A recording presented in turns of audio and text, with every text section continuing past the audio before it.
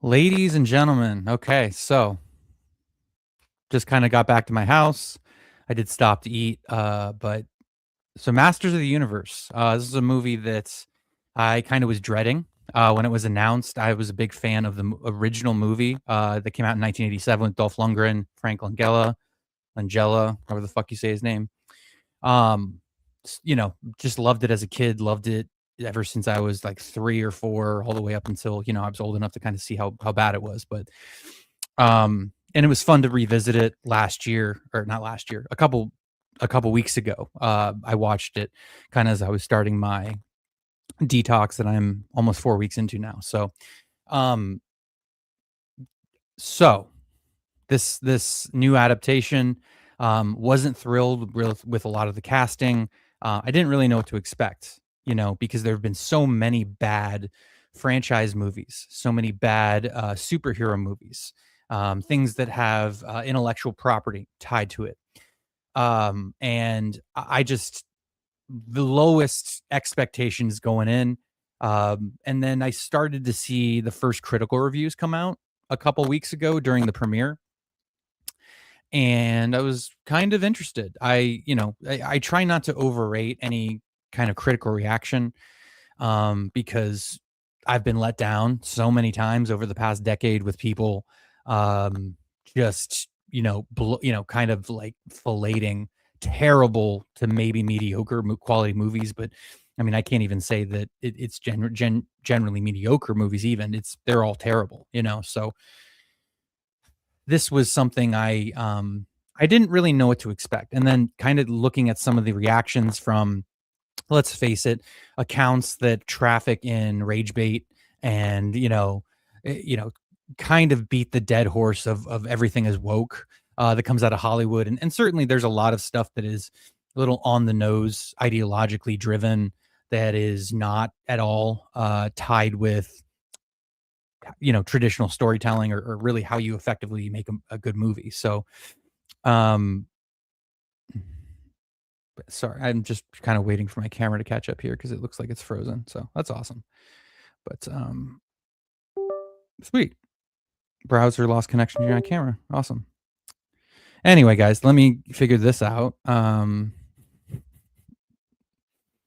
It's always fun when that happens, like as you're doing something. Yeah, there we go. Hi guys. Just a little camera trouble, it's no big deal. So, you know lowest of expectations going in. The lead of the movie is Nicholas Galitzine. I hope I'm saying that right. I hadn't seen him in anything. I hadn't seen that movie where he's like a younger guy that's hooking up with Anne Hathaway. I never saw Bottoms because it just seemed like a giant waste of my time. So I didn't really know anything about the guy playing Prince Adam / He-Man. I didn't know, you have Alison Brie. You have, Jared Leto playing Skeletor. So, this was something where I had very few expectations. I didn't know what to expect. So let me just say this. Let me just say it for the record. I was blown away. I was amazed. My jaw was kind of on the floor for how exciting and charismatic and funny and well balanced this whole movie is. It's 2 hours and 20 minutes. You don't feel it at all. It flies along. It does a great job of finding these moments of stopping and sort of reflecting and building the theme, building the characters, providing that beat of an arc for Prince Adam. This is better than the Dolph Lundgren movie. This is a great adaptation of the cartoon. If you love the cartoon, I am very safe in recommending that you will love this movie. I'll give my score at the end to sum up here, but just the immersion into the world, into Eternia, is incredible. The CGI is so well done. And if you've followed me at all, if you've listened to me talk about modern movies at all, you know how critical I am of bad CGI, bad green screen. This was impeccably done. This was done so incredibly well. The world building is fantastic. Idris Elba as man of arms. Not sure which one there, but he was really good, and he certainly provides a father figure for Prince Adam, both at the beginning and throughout the movie. You know, and what it does really well is it drops these breadcrumbs right at the beginning of story beats that it's going to kind of keep rolling with and keep coming back to really coalesce the themes and the understanding of what is at stake and what is, ultimately why you should care, why you should connect to this, why you should feel something. And, Prince Adam, he's a himbo. He's kind of a dumb guy, just a little bit, but you root for him. You want him to win. You want to see him grow. You want to see him become the man that this movie outlines from the very beginning. And, it does such an excellent job of providing the landscape for him to grow from the beginning of the movie to the end. The very beginning, he's just a little boy who is kind of trying to, learn how to fight, learn how to defend himself, learn what his world is all about, what he has to become. And of course, it's ripped away from him, by Skeletor, invading and kind of taking over Castle Grayskull. And he's sent away like Moses, um, to Earth, and he grows up over the course of 15 years.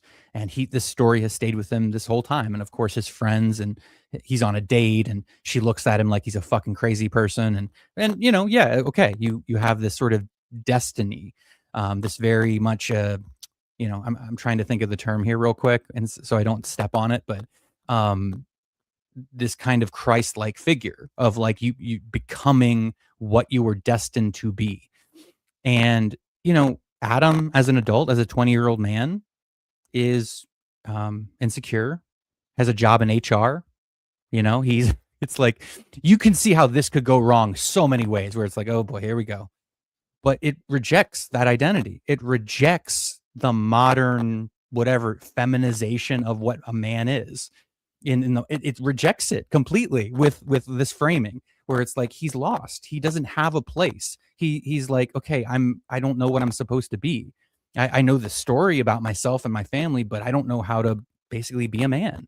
And by the way, guys, I don't know about you. I can't speak for anybody else, for any other guy out there, but I deeply connected with this because I as someone whose father left pretty early, it was so relevant to me. It was so relevant to what I had been through, what I've gone through, and my discoveries over the last couple years, especially with losing weight and working out and becoming something new, becoming something self-realized.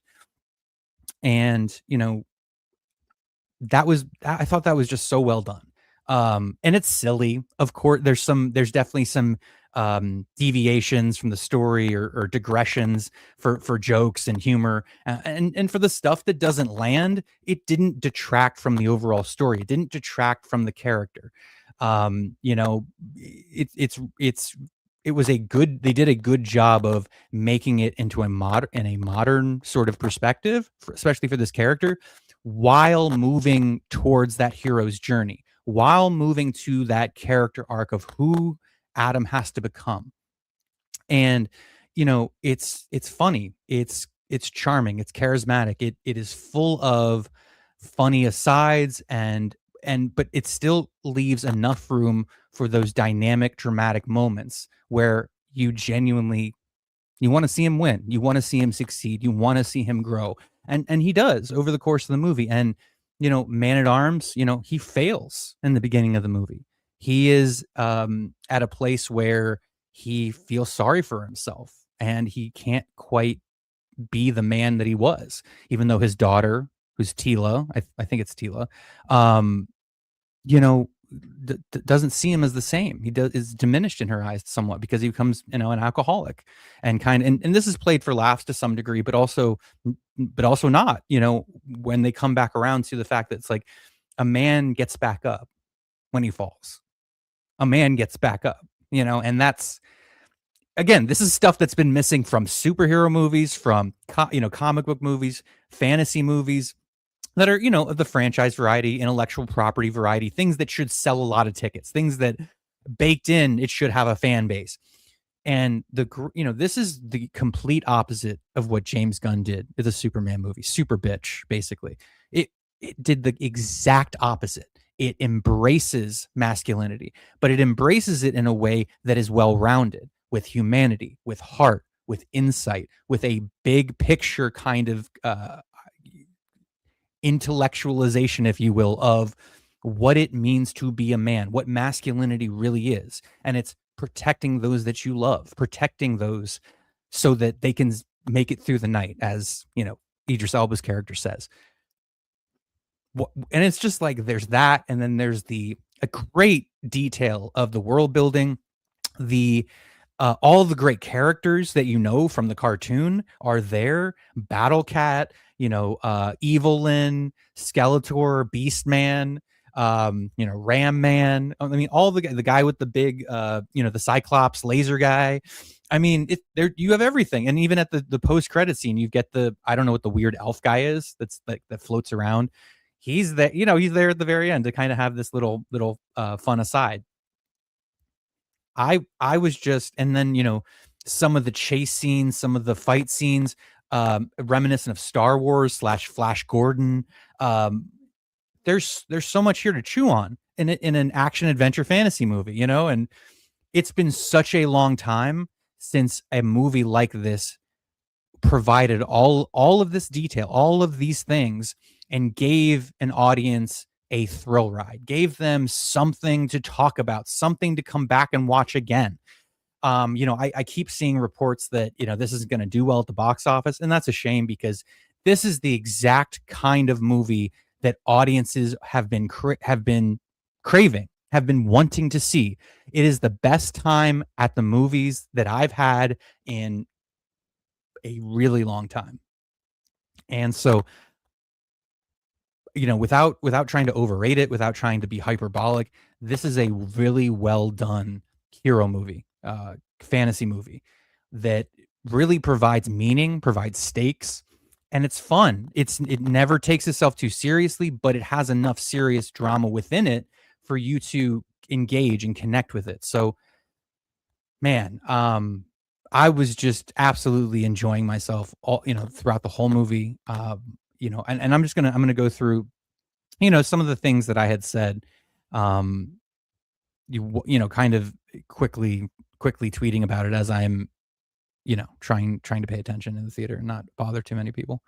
But there's the cameo by Dolph Lundgren, which was fantastic. It's just like, done right. It's not cheesy. It's not sort of out of place. Funny, engaging. The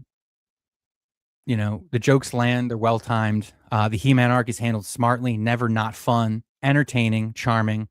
They made a franchise movie that isn't dull plotting while making it a modern adaptation that honors the cartoon. And I said the digressions don't feel out of place. CGI that looks excellent. I'm impressed. I really am. I'm probably going to go see this again on Saturday or Sunday, because it's definitely worth the price. I mean, I don't have to pay for it because I have Regal Unlimited, but I couldn't recommend this movie any higher. It's probably my number one movie of the year so far, which I guess isn't saying much because there's not really much to watch. But man, what a nonstop thrill ride. It doesn't take too long to get started. Excellent opening, presents the characters, presents the storyline. You know what it is. And yeah, Prince Adam is a himbo. He's kind of a bit clueless. He has to find himself. He has to find what his journey and his destiny is. And I think it's Tila, the main, Camila Mendez. She's very good. Her performance probably impressed me the most. Okay, she was on Riverdale and Palm Springs. Okay. Yeah, well, okay. I can actually watch Palm Springs now because I've been avoiding it for years, but she was really good. And she's the one that kind of introduces Adam to, how to get back to Eternia and how to get on the path towards reclaiming what's rightfully his in a world that's been taken over by Skeletor and his minions. and again, I can't really say enough about the movie's themes. Um, you know, talking here again on Twitter, hits the right notes in its narrative and theme about masculinity, about becoming a man, like it was made for me, finding the meaning of what that journey means and what it entails. It gets so much right where so many modern fantasy and superhero movies got wrong. Yeah, and does such a great job of that, of knowing exactly the story it wants to tell. It's not trying to appeal to all people in all ways. You know, it doesn't make that mistake. Um, they really knocked it out of the park. This is a home run. This is a home run. And I say that confidently, knowing that this is not my type of movie. This is not the type of thing that I get enamored with or excited about. But when you see it, when you see those themes so clearly and it communicates them so, in that way, man, you're reminded why movies can be so good. And this is a relatively reductive fantasy hero movie. You know what I mean? Like, but if you like that kind of stuff, this is going to be up your alley. You're going to like this. Now, again, you're going to have detractors. You're going to have people who I don't know where people even find that this is woke at all. I don't really get that at all. But, I just think that's sort of an empty criticism by rage bait YouTubers and people on Twitter. But this is fantastic. It's just great. Again, I'm trying to pump the brakes a little bit and not oversell it. But man, I had a smile on my face from the start to finish. And so I am giving Masters of the Universe a 4 out of 5, a very high score for what it is. Which I know that's probably unfair to say that, but that's how I rate things. This was an absolute home run of an execution. It got the characters right. It was funny without being jokey, like a lot of Marvel movies are.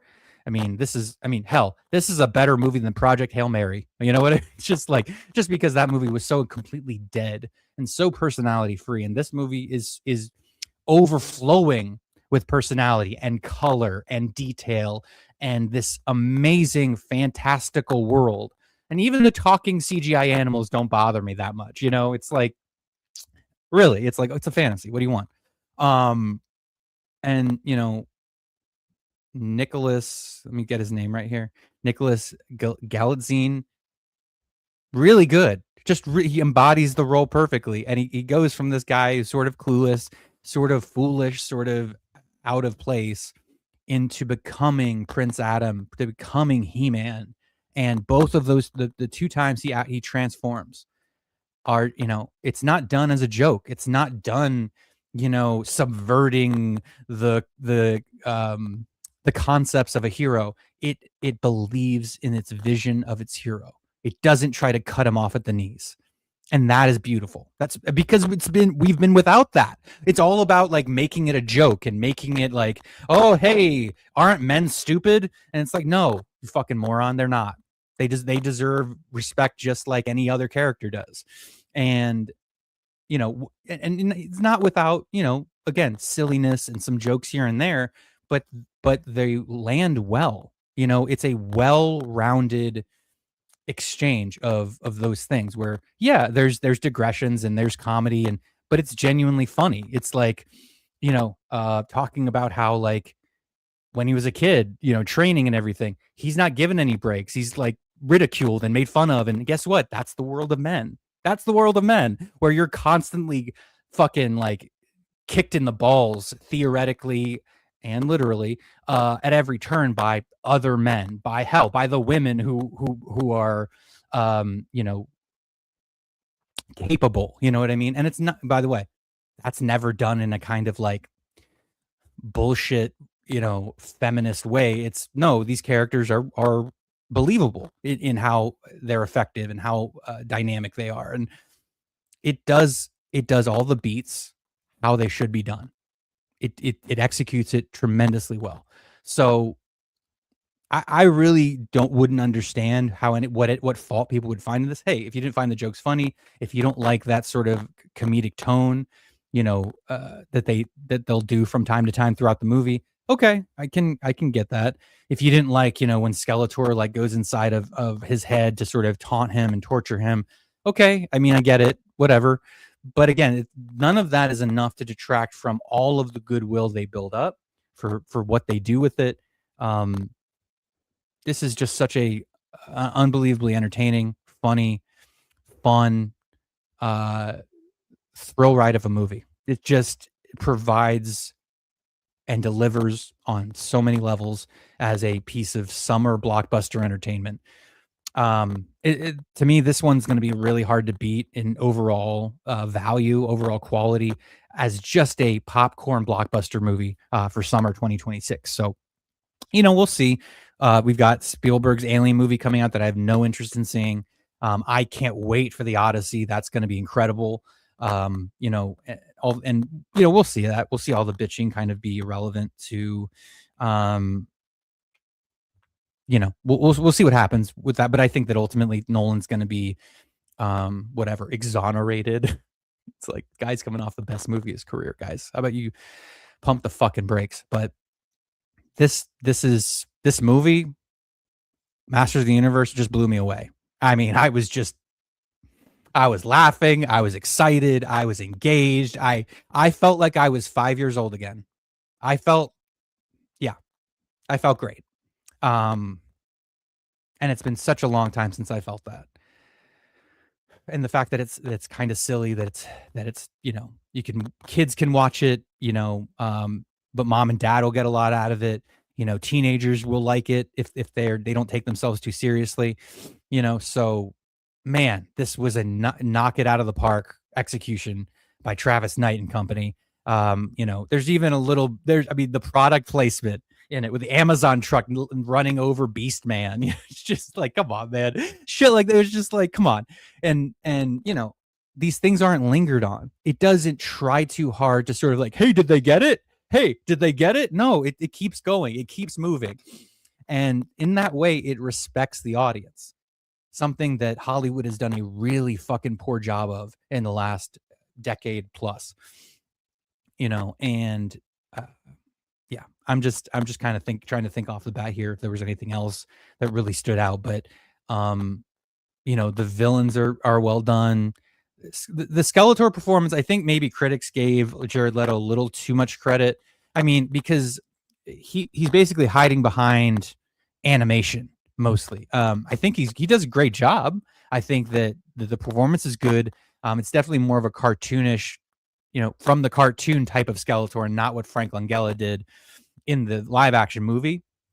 But I liked this much better than that 1987 movie, despite its charm, despite the things, I enjoy about it. This is just so much more dynamic and so much more world building. The depth. Despite what it is, there is depth to that world and to the detail that is elicited while you're watching it. So while it's largely plot based, it's largely just story, expositional dialogue. Sure, and certainly it if you want to criticize that, and now my camera's going out again. That's sweet. So, you can criticize it for the type of movie it is. You know what I mean? Because it is something that relies heavily on, that expositional dialogue and that plot-based kind of storytelling. But again, that's the type of movie it is. It is a, there we go. Jesus. It is that type of blockbuster popcorn movie. So taking all that into consideration, it's a strong 4 out of 5 for me. It is the best reviewed movie of 2026, in my opinion. But again, there's really not a whole lot to talk about in the given year. So yeah, go check it out. Go watch it. Yeah, again, excellent execution of the material. Great job by everybody involved. So, and that's pretty much it, guys. I just wanted to get on here and give my 2 cents. Man, really good stuff. And again, I really can't stress enough the whole, the theme of the movie, which is just what it is to become a man, what it is to be of service and be of value to others and to your loved ones. that it does require a humanity, that power, that ability is within you. It's not in some sword, that's a tool. It's just a tool, but it's what's inside of you. It's what resides in your heart. Um, and I found that, as much as it's, again, what the material is and everything, I found that meaningful.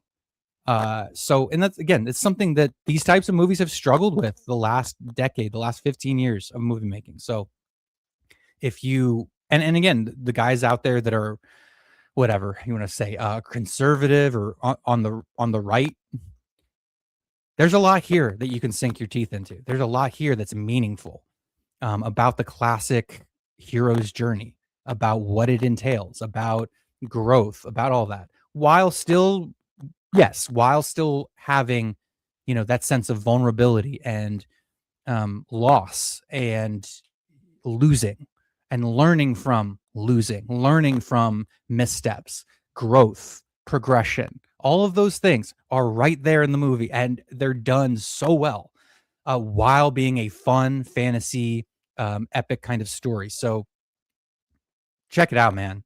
I just had such a great time with it. I will be going back to see it. I hope it does well, business wise, but it is what it is. People aren't interested in seeing it. They're not interested in seeing it.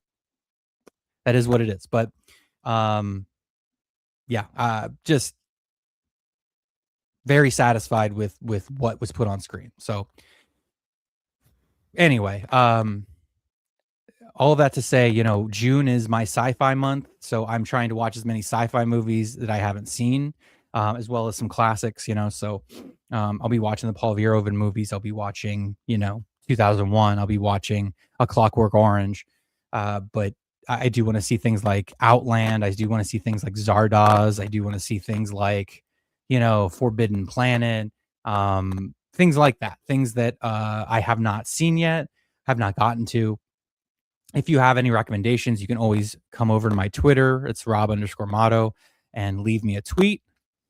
But having said all of that, I'm done with my review. I want to write a review as well, so I'll be doing that this weekend. You'll be able to see that if you follow me on Letterboxd.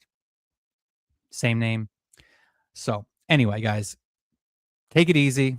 I hope you have a good weekend. It's going to be hot as hell. Stay cool. All right. Bye bye.